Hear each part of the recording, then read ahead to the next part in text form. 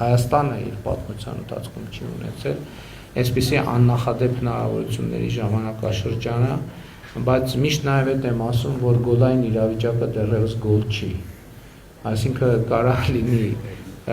եւ լինում է այդպես, որ խաղի ընթացքում ունեն տասնյակ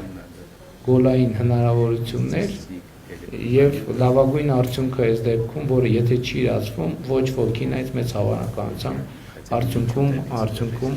այդ գոլային իրավիճակները չիրացրած թիմերը հասնում են պարտության եւ մենք ողջավորված լինելով նրանով, ինչին այսօր մենք հասել ենք, այդ թվում մեր մտածողության եւ դիտանկյունների փոփոխության արդյունքում մենք հասկանում ենք նաեւ, որ գոլային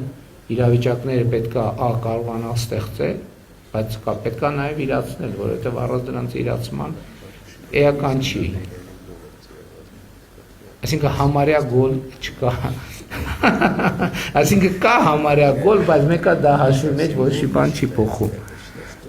Դա ընդհանրապես բերում է հիասթափություն եւ իմ հիմնական ուղերձը այն է, որ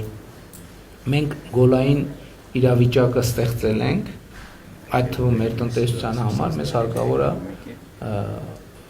կարողանալ այդ իրավիճակը շարունակական անդադ օգտագործել, ակնհայտ է, որ կառավարությունը առանց տնտեսության մեջ առանցքային դերակատարում ունեցողների եւ ընդհանրապես առանց տնտեսության իրական հատվածի դա չի կարող անել եւ ընդհանրապես այսօր շնորհակալություն հայտնելուց բացի ես ուզում եմ բոլորիդ ուշադրությունը հրավիրել այս իրավիճակի վրա եւ սա է ըստ էության իմ հիմնական ուղերձը։